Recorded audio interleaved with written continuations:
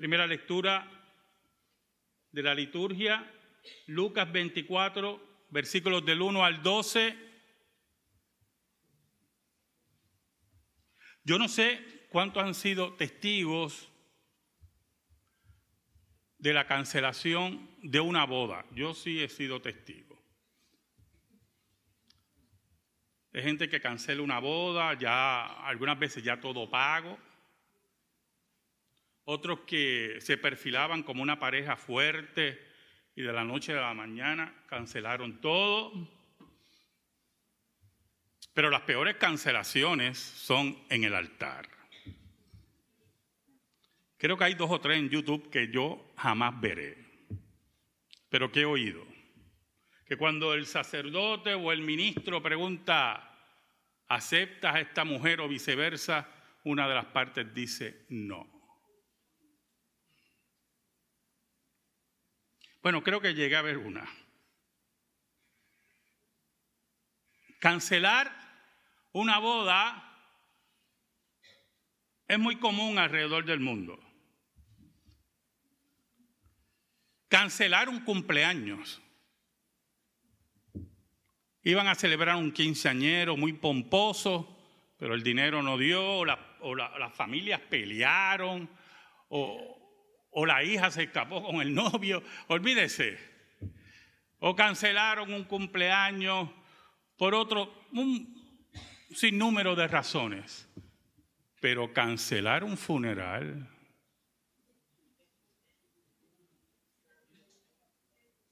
¿dónde usted ha visto que un funeral se cancela?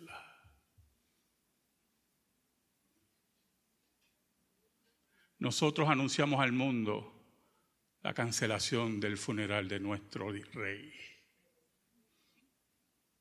Que cuando el mundo creía que estaba muerto y celebraban en los palacios de los césares y de los falsos políticos, él estaba vivo. ¿Dónde usted ha visto que un funeral se cancela? Oramos. Gracias te damos, Señor.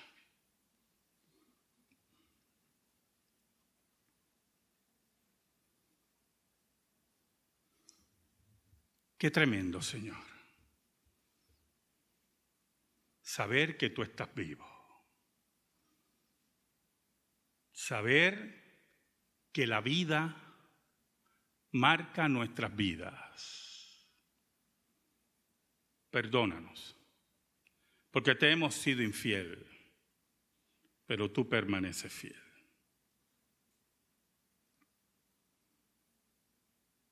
Escóndenos bajo la sombra de la cruz y que tu nombre sea proclamado. Llega al corazón de los tuyos por el poder del Espíritu Santo. Por Cristo Jesús. Amén y amén.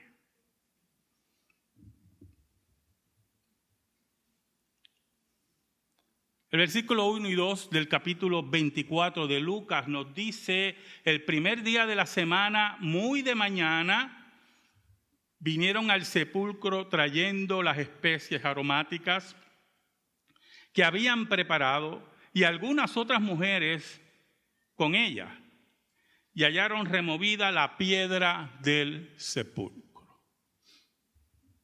Ese grupo de mujeres que amaba profundamente a Jesús, que sus corazones habían sido traspasados el viernes y habían visto morir al maestro a las 3 de la tarde, querían terminar su labor. Lo interesante que aquello que las mueve a ellas hacia el sepulcro son 2 razones: el amor al maestro y la muerte del maestro. El cariño increíble que tenían al Cristo y su convicción que Cristo estaba muerto. Por lo tanto, en el corazón de esas mujeres había ese encuentro raro del amor y la muerte. Había esa convicción de que aunque él había resucitado muerto, él no tenía la capacidad de levantarse de entre los muertos. Su fe era todavía infantil, su fe estaba confundida, pero nunca su fe, escuche bien, le negó el movimiento, nunca se paralizaron. Quiero cumplir con el maestro, aunque sea en la muerte. Sus castillos maravillosos de Jesús se habían hecho polvo. Por lo tanto, se mueven hacia la tumba, con todas las especias, con todo lo que tenían para terminar de preparar el cuerpo del Señor. Me imagino entre gemidos, entre lágrimas, pero terminar su obra en forma perfecta, como ellos entendían que debían ungir el cuerpo del Maestro. Y cuando llegan, el obstáculo, como dicen los otros evangelios, el obstáculo que ellos habían pensado, la piedra, que era enorme, que la tenían que mover hombres. Pero aún más, la piedra que tenía el sello romano. Todavía nosotros no entendemos, muchos de ustedes no entienden lo que es un imperio con poderes omnímodos.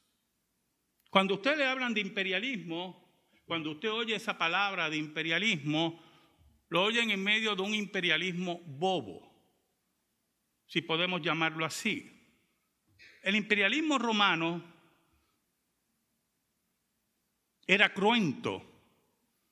El sello romano implicaba que ese lugar estaba protegido por toda la fuerza y la ley romana. Y romper ese sello implicaba automáticamente la muerte.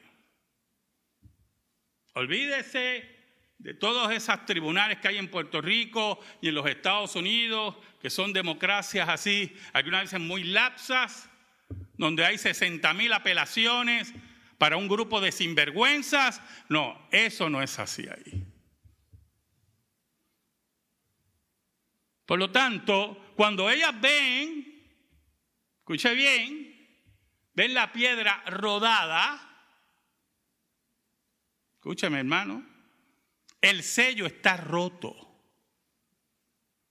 Por lo tanto, hay una violación no solamente al concepto de seguridad que pone el Imperio Romano allí, sino también una sentencia de muerte, posiblemente para ellas mismas. Porque si llega un contingente de soldados en ese momento, ¿usted cree que le iban a creer que nosotros no rompimos el sello?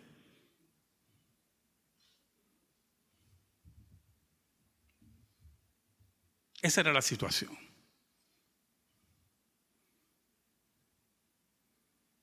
Esa era la terrible situación.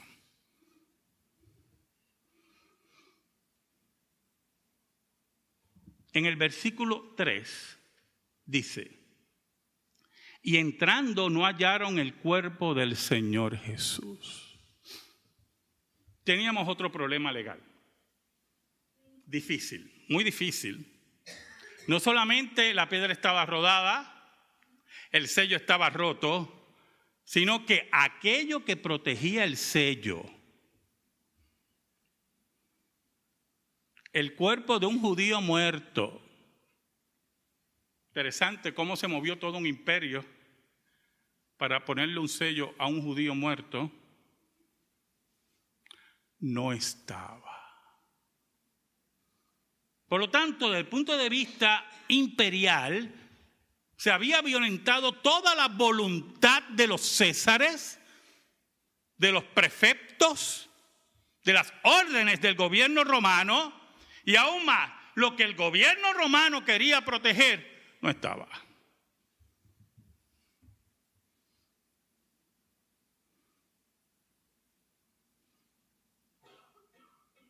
¿Sabe? El versículo 4 dice que ellas estaban perplejas. Debe haber sido una escena increíble, ¿oyó, hermano? Mujeres mirándose, ¿qué pasó aquí?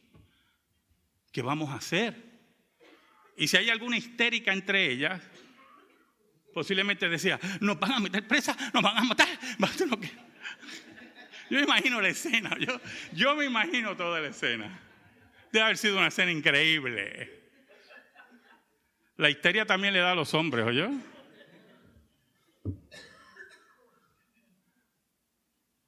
Oiga, y en medio de esa histeria y esa perplejidad, algunas veces cuando nosotros tenemos histeria y perplejidad en nuestras vidas, allí en medio de eso, Dios envía el auxilio. El Dios que no abandona. El Dios que no se retira.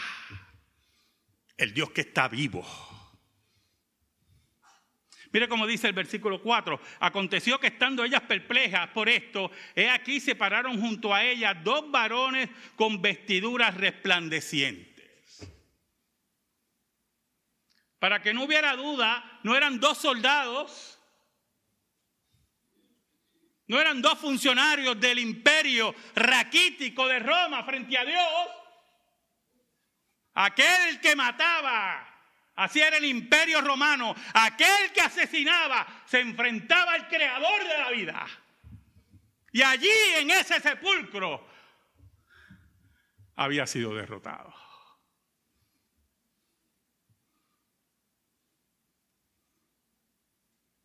Dos ángeles de Dios.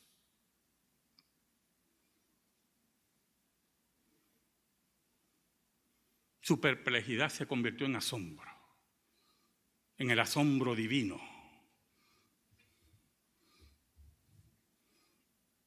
En la pasmosa realidad que Dios tenía el control de ese lugar.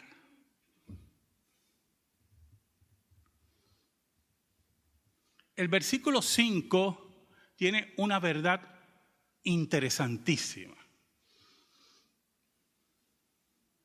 Y como tuvieron temor, miedo, hermano, yo tenía una maestra de español, excelente maestra de español, excelente maestra de español. Lo único que siempre estaba como rabiosa, sinceramente, hermano, y entonces por lo menos a mí me creaba agriedad. Porque esta señora siempre está molesta. 5º y 6º grado, me acuerdo como ahora. 5º y 6º grado. Entonces cada vez que iba al salón, iba con temor. Iba a aprender mucho, era tremenda maestra de español. Son maestros de escuela pública, una cosa, pero siempre tenían un coraje encima. Y no las podía molestar porque el reglazo venía. Y me dio unos cuantos. Y algunos los consideré injustos. Dios la tenga en la gloria. Oiga, pero lo interesante, ustedes están mal, muy mal, hermano. Muy mal. Están levantando falso testimonio en su cabeza. ¿Oye? Oiga, lo interesante que ella decía, en los corajes que le daba, porque le daba unos corajes, pero una cosa tremenda. No voy a decir apellido porque el mundo es muy chiquito. En una discusión que tuvo ahí con otra maestra, bueno, aquello fue un revolú. Y yo con mi hermana, allí sentado en el salón, Dios mío, yo mismo le va a dar con uno. Olvídese, yo siempre he preocupado con esa maestra. Si le pregunta a mi hermano, olvídese, tiene que darle una pescosa para que se calle, porque va a seguir insultándola por allí, pero mi hermana no conoce al Señor, ¿verdad? Oiga, y en esa discusión ella dijo, al único que yo le tengo miedo, decía ella, es a Dios. Y después rectificó, Y no es miedo, es respeto. Ahí está su error. Ahí está su error. Porque es mejor que usted le tenga miedo a Dios. Porque si usted no respeta a Dios, es mejor que le tenga miedo. Si usted no le cree a Dios, es mejor que le tenga miedo. Y si usted no tiene reverencia al Dios verdadero, es mejor que usted le tenga miedo. Y allí estaban esas mujeres con gran temor, con miedo, dice el original.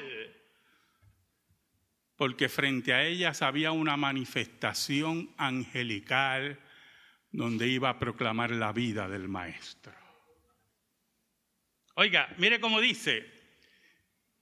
Y como tuvieron temor, miedo, y bajaron el rostro a tierra.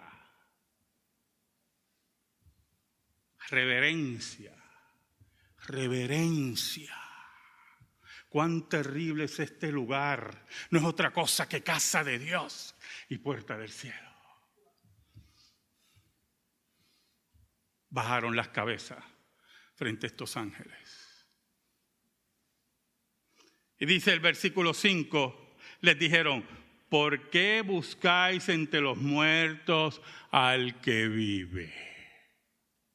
Oiga, hermano, una señal de la falsa religión es el culto a la muerte.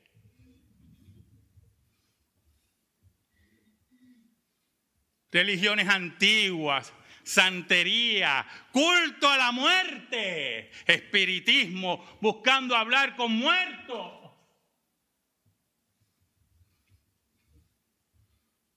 El culto a la muerte es contrario a lo que expresa la Escritura. Nuestro Dios es el Dios de la vida y es aquel que controla la muerte. Por eso los ángeles le dicen, ¿por qué ustedes buscan? ¿Por qué ustedes le rinden culto a la muerte? Él está vivo. Pero lo interesante es lo que ellos tuvieron que decir en el versículo 7 y 8. Diciendo, es necesario que el Hijo del Hombre sea entregado en manos de hombres pecadores y que sea crucificado y resucita el tercer día. ¿Usted sabe esa oración ahí, hermano? ¿Usted sabe esa oración que dicen los ángeles ahí? Cristo la repitió varias veces a los discípulos. Varias veces. Y no querían oír. No querían que su castillo, que su reinito que habían creado en su mente se destruyera. Es imposible que el Maestro muera. Nosotros vamos a reinar con Él. Este levanta muertos, sana enfermos, multiplica panes y peces. ¿Qué va a morir? Y no querían ni escuchar, como muchos de ustedes no quieren escuchar muchas veces. Y cuando las realidades de la vida les chocan, pastor, caramba, yo creo que yo te dije algo. No queremos escuchar. No queremos escuchar la voz de Dios. Cristo se lo decía. Por eso en el versículo 8, mire cómo dice. Entonces ellas se acordaron de sus palabras. Estaban en su inconsciente. Estaban en su vida. Era la brújula que Jesús le había entregado para que no tuvieran miedo, para que no tuvieran tristeza. Y ellas habían decidido conjuntamente con los discípulos magnetizar esa brújula. Usted sabe que la brújula señala al norte magnético, ¿verdad? Pero si usted magnetiza la brújula, se vuelve loca y no señala. Es como, a mí una vez me enseñaron un truco, no en los Boy Scouts, porque nunca estuve en los Boy Scouts. Pero si usted está en un sitio perdido, en un bosque muy difícil, que yo esté en un bosque, yo algún día. Eso de acampar, yo se lo dejo aquí. Hay gente aquí que le gusta acampar. A Jaime Zapata le gusta acampar y eso. Pero si usted está perdido, ¿verdad? Usted coge con un envase de agua y pone un alfiler. Y el alfiler se va a mover al norte magnético. No es infalible, posiblemente llegue a las fauces de un león, pero... Oiga, pero es interesante porque las mujeres y los discípulos habían magnetizado la brújula que Cristo le había entregado. Las palabras de Cristo la habían obviado. Y ahora recordaban las palabras del Maestro. Oiga, y eso fue una revolución en su vida. Y se alegraron tremendamente. Lucas, el relato que hace Lucas, es bien resumido, ¿oyó? Como un periodista al fin. En otros relatos nos hablan y se concentran en María Magdalena. Pero es interesante porque el versículo 9, ella se pusieron eufórica. Y volviendo del sepulcro dieron nuevas de todas estas cosas a los 11 y a todos los demás. Eran María Magdalena y Juana y María, madre de Jacobo, y las demás con ella, quienes dijeron estas cosas a los apóstoles. Mira lo que ha ocurrido. Fuimos al sepulcro, la piedra estaba movida, el sello estaba destruido. Me imagino la preocupación de los apóstoles. El sello está destruido. Pero escucha. Y el cuerpo no estaba. El Maestro ha resucitado, porque hubieron allí 2 enviados de Dios y nos dijeron que Él vive. Él vive.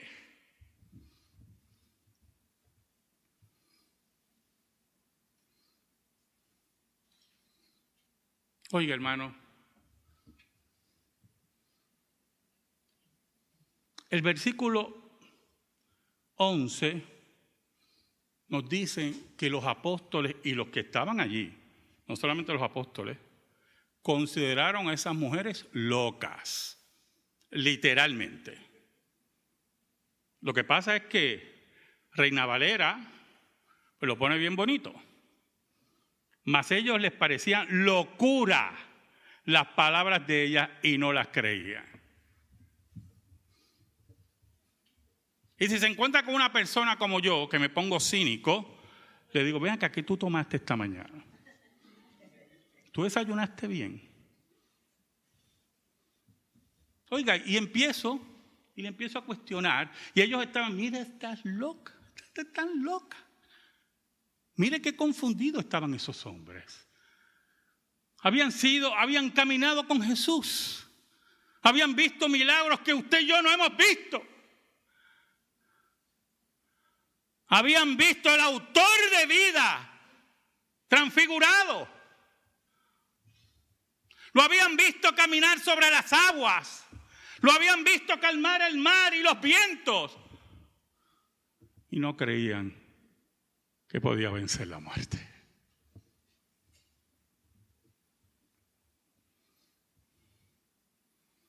Así es nuestra fe. La fe de su pastor y la fe de ustedes.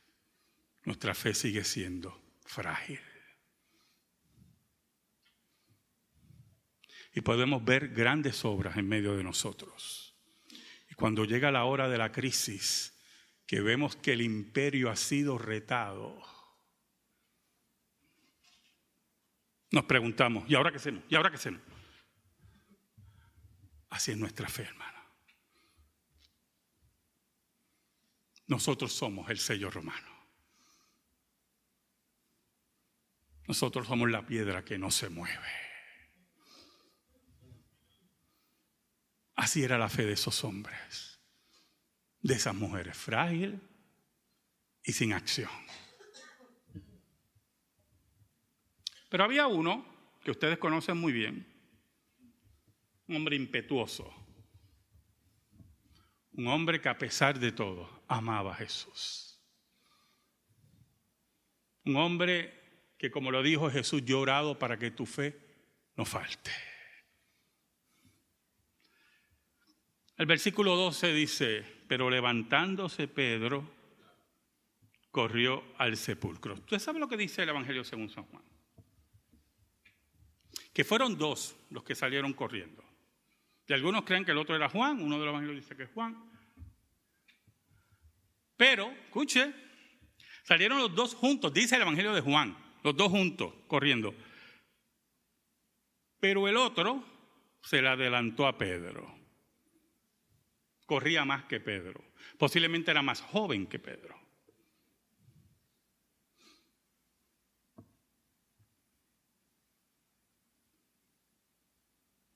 Aquí lo importante, hermano, del versículo 12, es levantarte y correr. Levantarte con la convicción que más allá de la locura que dicen las mujeres, aquí pasa algo. Aquí pasa algo. Y se levanta y corre al sepulcro. Y cuando miró adentro, vio los lienzos solos. ¿Usted sabe cuál es la imagen en el original griego? No es que los lienzos estaban regados, como si Cristo se hubiera quitado los lienzos, lo cual, desde el punto de vista humano, era imposible. Porque los líquidos que se utilizaban para preservar por un tiempo esos cuerpos se convertían también en un tipo de goma que se adhería al cuerpo. Por eso que aquellos que niegan la resurrección de Cristo o locura, peor que las que estamos... decir que Cristo más bien se desmayó en la cruz y con el frío de la tumba, de la cueva, revivió y se levantó. Yo no sé cómo fue eso. Eso es mayor que un milagro, ¿yo? Mayor que hablar de la resurrección. Pues se levantó así con los lienzos, yo imagino, entonces movió así con el hombrito la piedra, no sé cómo se rompió el sello, y así caminó. La gente, los incrédulos, tienen una capacidad de hacer el ridículo inmensa por negar lo que dice la Escritura. Nada más. El original lo que dice, hermano, que Reina Valera no lo recoge, es que cuando Pedro entró y miró, los lienzos estaban vacíos, pero estaban en su lugar. Y lo que se le había puesto en la cabeza a Cristo retirado, en el mismo espacio donde estuviera su cabeza. Por lo tanto, en pocas palabras, Cristo traspasó los lienzos y los mismos se vaciaron. Eso fue lo que vio Pedro. Por eso la Escritura dice, cuando miró dentro vio los lienzos solos y se fue a casa maravillándose de lo que había sucedido. Otro evangelio nos dice, cuando Pedro vio los lienzos, vio y creyó. ¿Sabe algo, hermano? En esta hora que el mundo celebra la resurrección de Cristo, en esta hora que recibimos las noticias de Sri Lanka, donde 2 iglesias han sido bombardeadas y han muerto 130 fieles, en un país, escuche, en un país donde el cristianismo es el 7%. La pregunta que usted debe hacerse, ¿por qué tú atacas a una minoría religiosa? ¿Sabes por qué? Porque tu religión es de muerte y no puedes oír la vida. La vida que hizo correr a Pedro y a Juan hacia la tumba. La vida que le dio a María y esas mujeres cuando vieron a los ángeles. La vida que da aquellos que vienen a los pies de Cristo Jesús. Porque esa vida que da Cristo Jesús es la vida no de un muerto, sino de un resucitado. Es la vida de Dios.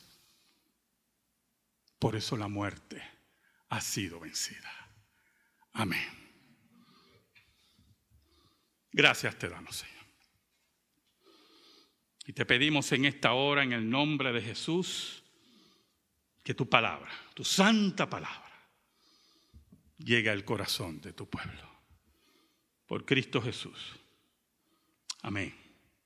Y amén. Estamos en silencio, hermano.